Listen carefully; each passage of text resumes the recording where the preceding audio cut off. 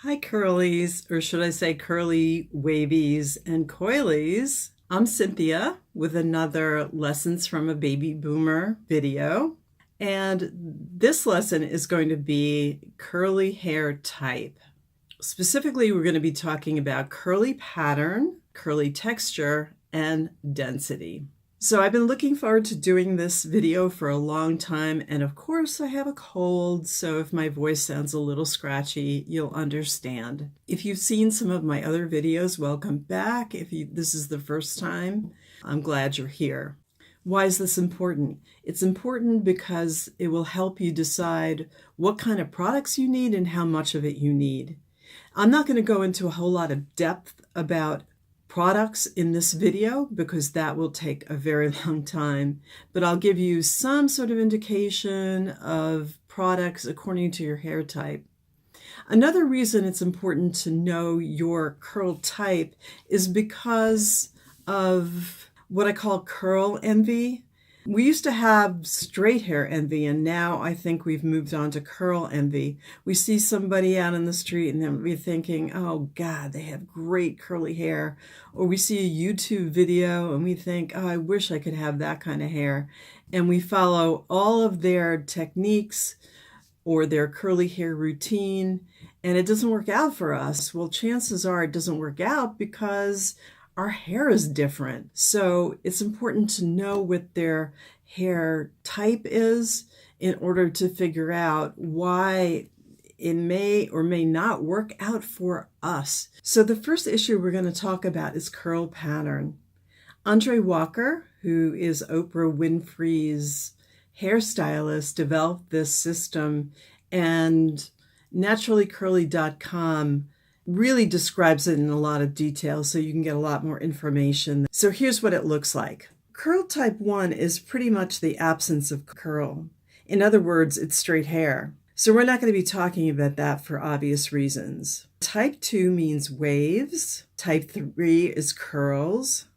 And type 4 is kinks and coils, usually associated with African American hair. So you see the A, B, C, and that basically points out how tightly wound your curls or waves are within that family. So there's some controversy about this system or any classification system, but what I really love about it is that there's no judgment attached to these groups. So let me compare this with a hairdresser that I used to see and her classification system. There was a whole lot of judgment attached to her system. I created my own graphic, but the terms were hers. And let me assure you that I did not have mellow or lovely curls. No, my curls were somewhere between angry and mad. I don't remember which, but they weren't lovely. Do we really need more judgment from a hairdresser who's supposed to specialize in curly haircuts? I don't think so. All right, back to Andre Walker's system. Are you worried about the fact that your hair doesn't necessarily fall in one category? Maybe you're thinking your hair strands look like pattern in one area of your hair, but not in another. This didn't really help me because this is what my individual strands look like. I had to dig deeper to see if I could figure out what my curl pattern was. I think what's really going to help is taking a look at pictures of people with that type of hair pattern. So let's first take a look at pictures with type 2 hair. Type 2 wavy hair isn't straight, but isn't quite curly. It's usually flatter at the root and gets curlier from the ears down. Usually when we get to 2C, as you can see from these pictures, you're probably going to start thinking of yourself as having curly hair, but your hair may be pretty thick or coarse, or it may be kind of prone to frizzing. Can you see yourself in any of these pictures? Are you a 2C? I went through this process because my hair is coarse and it is prone to frizzing. So am I 2C? I don't think so. Look how high up my curl pattern starts. So I'm not a 2C. I got to keep looking. Let's move on to type 3, which is curly hair, and let's look at this set of pictures. Type 3 goes from softly curled hair, which is 3A, to really tight ringlets, which is 3C, and can be a combination of textures from fine to coarse, although 3A usually has finer texture and 3B has coarser texture. Curls do start closer to the roots, but you end up having some shrinkage. Okay, here's shrinkage. So when it's wet, it's a lot longer. When it's dry, boing, it's going to be shorter. The tighter the curl, the more shrinkage you get. Stop and think a minute. How tight are your curls? Do you think they're more 3A? Are they soft? Are they getting more 3B-ish? They can even be 3C, or are you a combination? Well, here's the deal. Some days I think I'm definitely a 3A. Some days I think I'm a 3B. I don't know. What do you guys think? I'm looking pretty 3B-ish today, although there's some parts of my hair that are straighter, or not straighter, but they're less tight than others. And that's very, very common, that part of your hair is going to be different than other parts of your hair. A really common combination is to be a wavy and curly, so a 2C, 3A. I consider myself a 3A, 3B. Let's move on to type 4, coily hair, which is the hair that most African American women have, and frankly, beyond my expertise.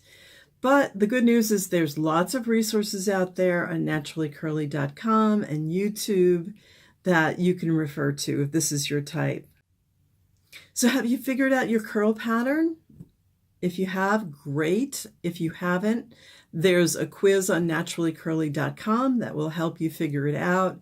There's more pictures that will help you. Don't give up yet. Just keep on plodding along. By the way, it's not critical that you know. Just know your basic range. That will be helpful in describing your hair and also looking at others with your type of hair.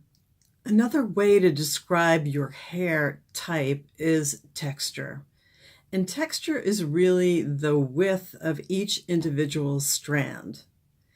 And how do you determine that? Well, take a comb or brush and pull a strand from that, or you could do it the easy way, and that's pull it from your head, which I'm going to do now. That is maybe not a great example.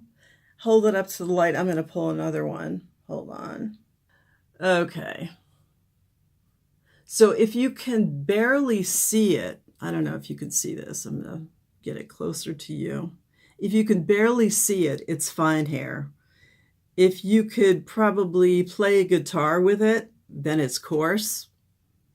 And if it's somewhere in the middle, it's medium. And this, my curlies, wavies, and coilies, is coarse hair. Look how thick that is. So you might think, oh, that's great, having all that coarse texture. No, it's not, because coarse hair like this needs a whole lot of attention. Lorraine Massey said in a live stream video that you have to completely overdose coarse hair with moisturizer.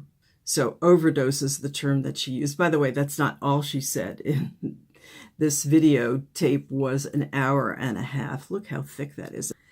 So one more look at a single strand of coarse hair against a white background. You can really see it.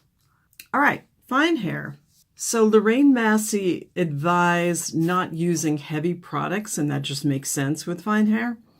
You don't want to over condition it, and you don't want to use heavy gels or creams that are going to make it look very crispy. You can still use the same conditioners, but you don't want to use a lot of it. You don't want to make it look flat and lifeless. Use products that are specifically made for fine hair and that don't overdo it. The final issue that we want to talk about is density. And density is simply the amount of hair that you have on your head. The best way to tell the density of your hair is to look at it when it's perfectly dry, because when it's wet, it's always going to look thinner than when it's dry. So let your hair hang naturally when it's dry, and then look at your scalp and take a look to see how much scalp is showing. Do you see a lot of scalp here? Probably you don't see any scalp at all, which means that I have very high density hair. If you see a lot of scalp, that means that you have low density. And if you see some scalp, by the way, I'm sorting it through, so you might see some. And for some reason today, I've got this weird part happening. I don't know. That's just the way it dried. But normally you wouldn't see any. If you have some scalp showing, that means that you have medium density, and I'm jealous. Why am I jealous? Because with high density hair, you have to constantly control the volume of your hair, and your hair tends to grow out and not down. You always have to control it by the products that you use and by getting the right haircut. If you have low density hair, that might be the result of the aging process. And I have a video on hair loss. I'm going to link the video up top and below so you can take a look at that. And the products that you use are going to try to amp up the volume. That could be in your shampoo, it could be in your gels, it could be in the conditioners that you use. It could also be the techniques that you use, such as clipping techniques up top, because usually you could see the low density up top. So it's going to be in a lot of the techniques that you use as well as the products. Now, we've talked about density. How would you classify your hair? Would you say that it's high density, low density, medium density? So looking at the three factors so far, I'm a 3A, 3B, high density, coarse texture hair. Think about it for yourself for a minute. How would you classify yourself? The only issue that we have not discussed in terms of hair type is porosity. Porosity is the amount of moisture that your hair will hold, and that is an important issue too, but that's for a separate video. So I'm really interested to hear what your hair type is. Please include that in the comments below. And not only your hair type, but the kinds of products that you use to address your type. Before I close, let me just return to an issue that I raised in the very beginning, which was, how do you assess somebody else's YouTube video based on curl type? You might be able to tell, you're going to get better at this as things go along, whether somebody else has your hair type. You might be able to tell by looking at them. Do they have a 2C, 3A, 3B curl type? But it's going to be extremely hard to tell if they have coarse or fine hair or how dense their hair is. So you can always ask them in the comment section. This is one of the reasons that I always tell people at the beginning of my videos what my hair type is like, because otherwise, how can people tell what I'm doing and how it's going to affect what they do or what practices they may want to adopt, because it's going to be so different from person to person. Ask if you're not sure. I'm sure most people are going to be extremely willing to share that information with you. In closing, I want to just thank you very much for watching the video. Please subscribe if you haven't already, and like the video if you did like the video, and I hope you did. And the next video I'm going to do will be with my hairdresser, Rody, who does Ouidad cuts and sells Ouidad products. So he can address a lot of those issues if you're interested. And I'm looking forward to seeing you next time. Thank you very much. Bye-bye.